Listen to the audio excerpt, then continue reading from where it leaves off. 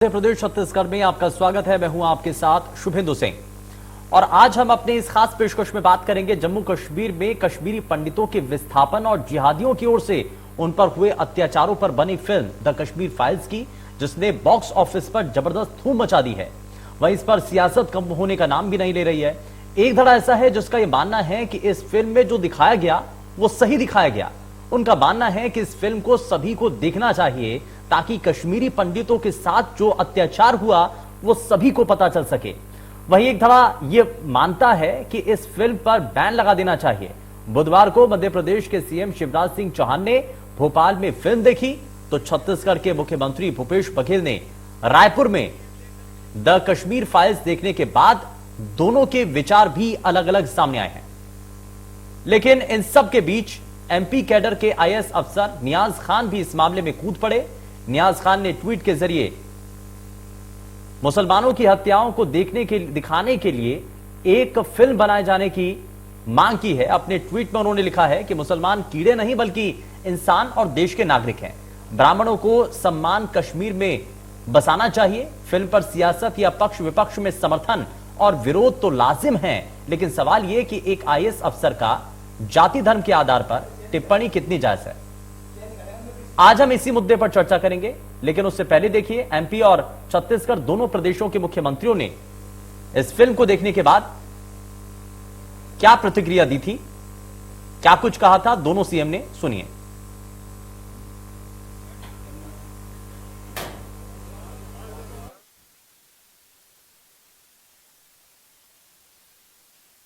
The Kashmir files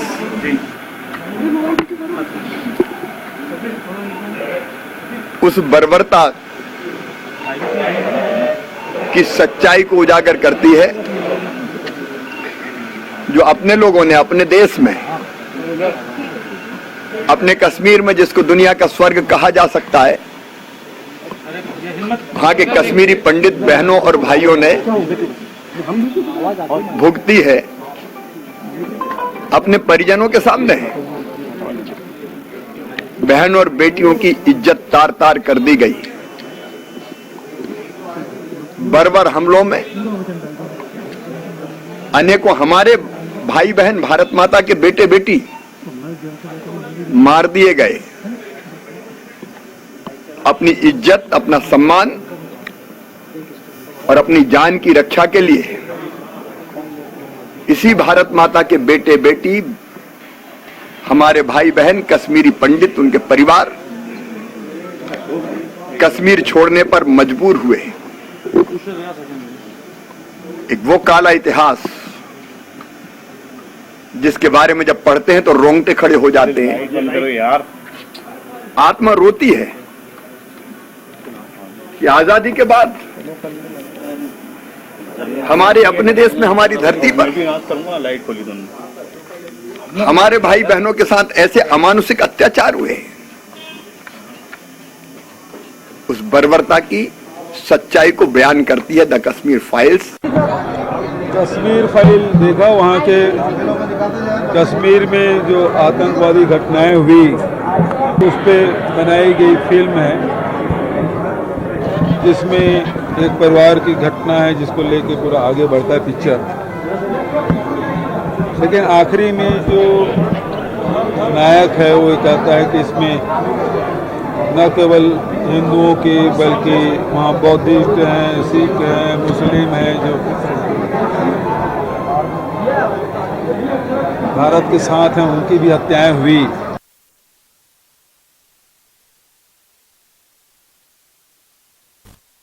तो film पर घमासान मचा हुआ है। आपने दोनों तरफ से बयानों को सुना है।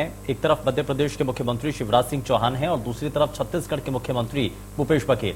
अब दोनों ही तरफ से दोनों मुख्यमंत्रियों ने अपने अपने लिहाज से अपनी बातों को रखा है।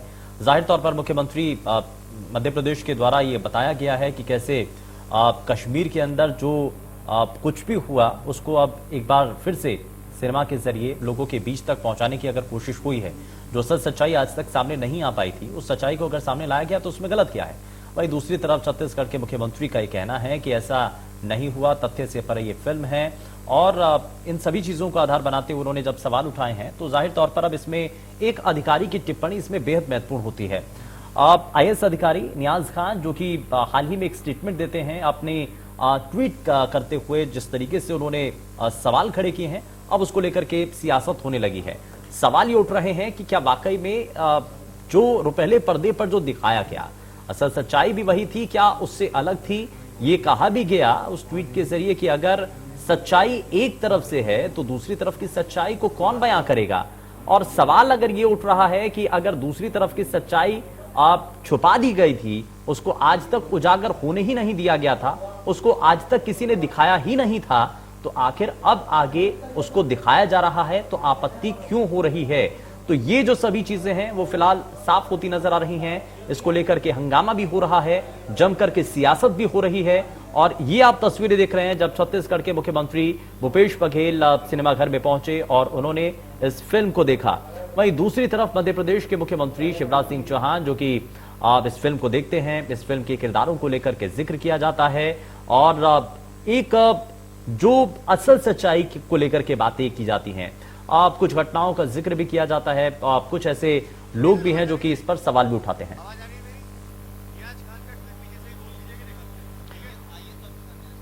और चलिए, नियाज खान जो कि आईएएस अफसर हैं, उन्होंने इस दौरान क्या कहा था वो आप टीवी स्क्रीन पर देख रहे हैं। अपने इस ट्वीट के जरिए दरअसल नियाज खान ने कई चीजों को और खास करके कश्मीर फाइल जो फिल्म है उसको लेकर के उन्होंने पंडितों के दर्द को बताते हुए और खास करके उस पर टिप्पणी करते हुए यहां ये ट्वीट किया है।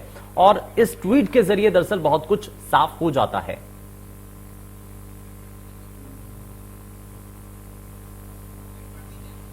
Kashmir file shows the pain of Brahmins. They should be allowed to live safely in Kashmir with all honor. The producer must also make a movie to show the killing of large number of Muslim across the world. ये सभी चीजें across the several states.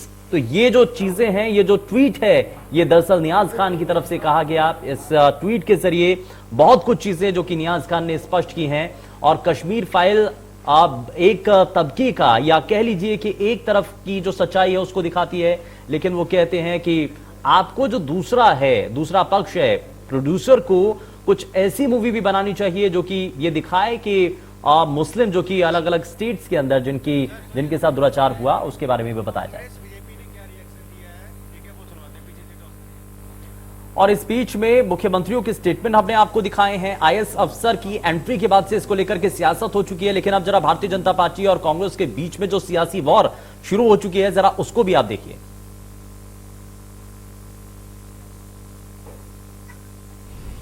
Kashmir files पर एक तीखी टिप्पणी की। उसमें उन्होंने कहा कि भारत के राज्यों में जो मुसलमानों पर अत्याचार हो रहे हैं उन पर भी फिल्म दिखाई जानी चाहिए। मैं यह आग्रह करूंगा नियाज खान को कि वो कोई भी एक पुस्तक, कोई किताब, कोई ऐसी घटना जिसमें हिंदुओं ने नृशंस अत्याचार किए हों वो बताएं, और नहीं तो फिर मुगलों पर भी जो अत्याचार किए उन पर फिल्म बनना चाहिए। पाकिस्तान, बांग्लादेश और भारत के अनेक हिस्सों में, केरला को लोग नहीं भूले हैं, बिहार में कई जगह, तमिलनाडु में कई जगह, केरल में कई जगह, जिस तरह से जहां पर बहुसंख्यक हो गए हैं अल्पसंख्यक, वहां पर किस तरह से नृशंस अत्याचार, हत्याएं ये की जा रही हैं इस्लामी कट्टरपंथियों द्वारा। इस पर एक फिल्म वैश्विक स्तर पर दिखाई जानी चाहिए, क्योंकि हिंदू समाज और ये बहुसंख्यक समाज जितना संवेदनशील और जितना समन्वयकारी, जितना सबको सर्वधर्म संभाव को रखने वाला है, उतना कोई सनातन धर्म के अलावा नहीं है। पर प्रधानमंत्री मोदी जी का बयान प्रधानमंत्री पद की गरिमा के अनुरूप इसलिए नहीं है कि उनके बयान के बाद कई बुद्धिजीवियों और कई प्रशासनिक अधिकारियों ने सवालिया निशान उठाए हैं, बल्कि कई वर्गों के अंदर असुरक्षा का भाव भी उत्पन्न हुआ है। प्रधानमंत्री का दायित्व होता है कि सभी वर्गों में सुरक्षा का माहौल बने, भय मुक्त प्रशासन देना प्रधानमंत्री की कर्तव्य परायणता में शामिल होता है। इसलिए मोदी जी के कश्मीर फाइल्स के ऊपर दिए गए बयान की कड़ी निंदा की जानी चाहिए। अब अखिलेंदु जी, आपसे ये बात समझना बड़ा जरूरी हो जाता है कि मौजूदा वक्त में क्या चीजें देखने को मिल रही हैं।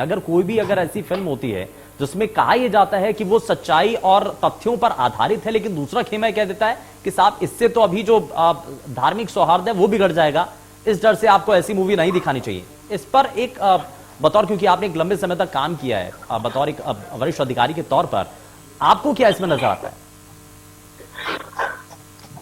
आप ये मैं आपका पूरा प्रश्न नहीं सुन पाया, जरा फिर से पूछिए क्या।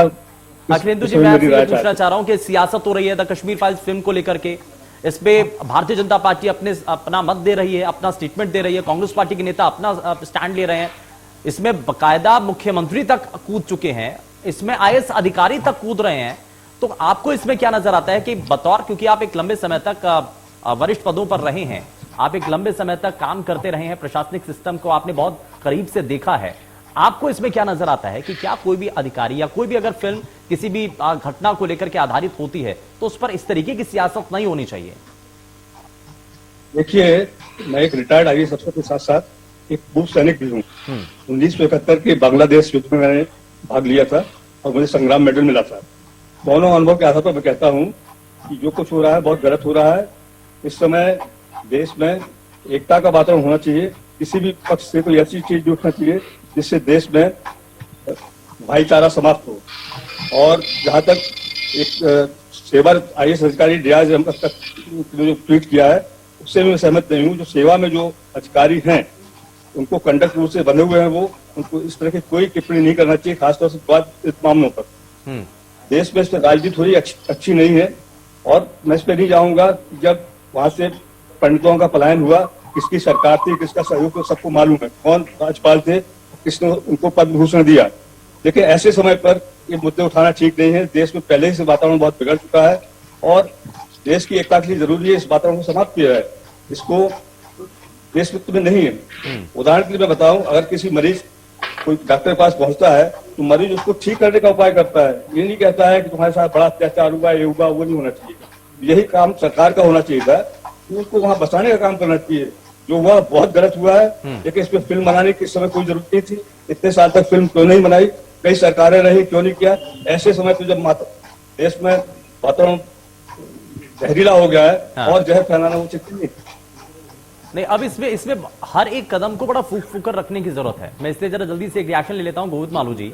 इसलिए अब सरकार के ऊपर यह निर्भर करता है कि आपका एक एक स्टेटमेंट, आपका एक एक बयान दोनों धर्मों के लोगों के लिए बड़ा महत्वपूर्ण होता है। ये कहा जा रहा है कि अगर आप कोई तीखे स्टेटमेंट देंगे तो उससे दोनों के बीच में खाई तो नहीं बढ़ जाएगी। अब ये आपके लिए ही खुद मुश्किल हो सकता है। गोविंद मालू जी,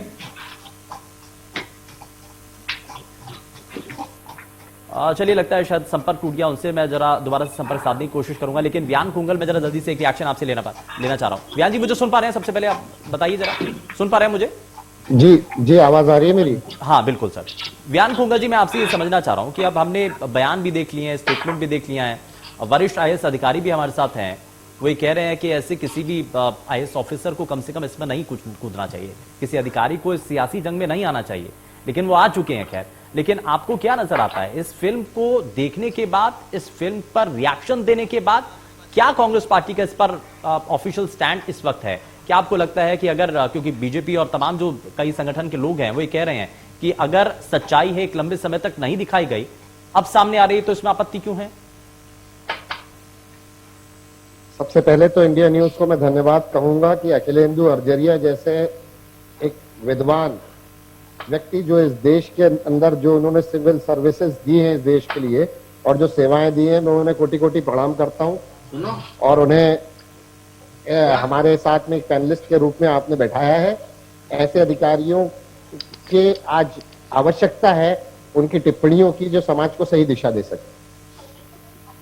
तो कांग्रेस की बात पर वापस आते हैं और कांग्रेस के ऑफिशियल स्टैंड पर वापस आते हैं। नियाज खान जो अधिकारी हैं, उन्होंने, जैसा कि आदरणीय अर्जरिया जी ने कहा, कि वो कोड ऑफ कंडक्ट से बंधे हुए हैं और उन्हें इस प्रकार की किसी भी प्रकार की टिप्पणी से बचना चाहिए, क्योंकि वो एक जिम्मेदार अधिकारी हैं और एक जिम्मेदार पद का निर्वहन कर रहे हैं वर्तमान में, तो उन्हें बचना चाहिए।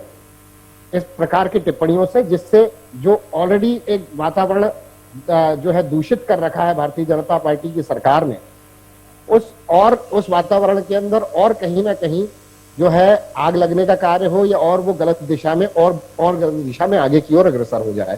तो ऐसे अधिकारियों को अपनी व्यक्तिगत टिप्पणियों से बचना चाहिए। और कांग्रेस का ऑफिशियल स्टैंड कश्मीर फाइल्स पर पहले दिन से एक था। हमारे महान सनातन धर्म के सभी वेद पुराण और हमारी सभी जो महान ग्रंथ हैं, उनमें इस बात को कहा गया है कि आधा सत्य जो है वो झूठ के बराबर है, वो असत्य के बराबर हो जाता है। हाँ। तो कोई भी ऐसी मूवी या कोई भी ऐसी फिल्म जिसके फिल्म मेकर ने आधा सत्य दिखाने का प्रयास किया गया हो, मैं कश्मीरी पंडित हमारे जो बंधु थे जिनके 32 साल पहले जो जेनोसाइड के अंदर जिन्होंने अपना घर छोड़ा, मेरी पूरी सांत्वनाएं, कांग्रेस पार्टी की पूरी सांत्वनाएं और कांग्रेस पार्टी का पूरा साथ उन परिवारों के साथ है। इस बात को आप समझना पड़ेगा, क्योंकि तभी तत्कालीन विपक्ष के नेता स्वर्गीय राजीव गांधी जी ने जो है संसद में इस बात को बढ़ चढ़कर उठाया था, वीपी सिंह की सरकार को मजबूर कर दिया था कि वहां पर जो है सेना को भेजकर वहां पर शांति बहाली की जाए।